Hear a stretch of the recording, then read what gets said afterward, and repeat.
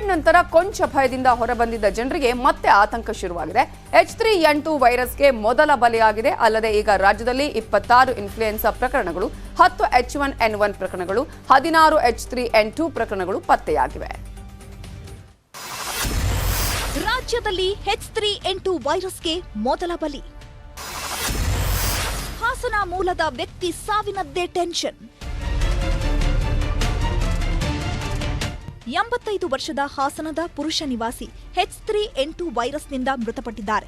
ಕೆಮ್ಮು, ನೆಗಡಿ, ಜ್ವರ ಹಾಗೂ ಸುಸ್ತು ಎಂದು ಬಳಲುತ್ತಿದ್ದ 85ರ ವಯೋಮಾನದ ವ್ಯಕ್ತಿ ಫೆಬ್ರವರಿ 24ಕ್ಕೆ ಹಾಸನ್ ಇನ್ಸ್ಟಿಟ್ಯೂಟ್ ಆಫ್ ಮೆಡಿಕಲ್ ಸೈನ್ಸ್ಗೆ ಅಡ್ಮಿಟ್ ಆಗಿದ್ರು.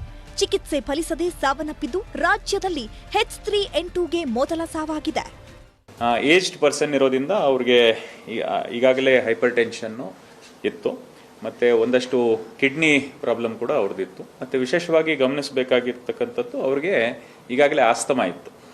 ಸೊ ಆಸ್ತಮಾ ಪೇಷಂಟ್ ಇರೋದ್ರಿಂದ ಉಸಿರಾಟದ ಸಮಸ್ಯೆ ಕೂಡ ಎದುರಿಸ್ತಾ ಇದ್ರು. ಅವರು 1ನೇ ತಾರೀಕು ಮಾರ್ಚ್ಗೆ ಅವರು ಅಲ್ಲಿ ಮರಣ ಹೊಂದಿರ್ತಾರೆ ಹಾಸ್ಪಿಟಲಲ್ಲೇ. ಮಾರ್ಚ್ 1ರಂದೇ ವ್ಯಕ್ತಿ ಮೃತರಾಗಿದ್ದು 3ನೇ ತಾರೀಕು ಮೆಡಿಕಲ್ ಸ್ಯಾಂಪಲ್ ರಿಪೋರ್ಟ್ ಬಂದಾಗ H3N2 ಸೋಂಕು ಇರೋದು ಗೊತ್ತಾಯಿತು. ಮಾರ್ಚ್ 4ರಂದು ಆರೋಗ್ಯ ಇಲಾಖೆಯ ಗಮನಕ್ಕೆ ಬಂದಿದೆ.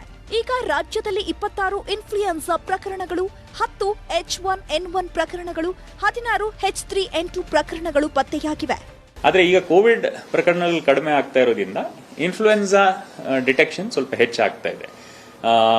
ಸಾಮಾನ್ಯವಾಗಿ ಇದು ರೆಗ್ಯುಲರ್ ಆಗಿ ನಾವು ನೋಡಿದಾಗ ಸಿಂಪ್ಟಮ್ಯಾಟಿಕ್ ಟ್ರೀಟ್ಮೆಂಟ್ ಅಲ್ಲಿ ಬಹುತೇಕ ಇದು ಸರಿ ಆಗತ್ತೆ. ಈಗ ಕೂಡ ನೀವು ನೋಡಿದಿರಾ ಏನ್ ಕೇಸ್ ಡೆತ್ ಆಗಿದೆ, it seems to be more comorbidity related.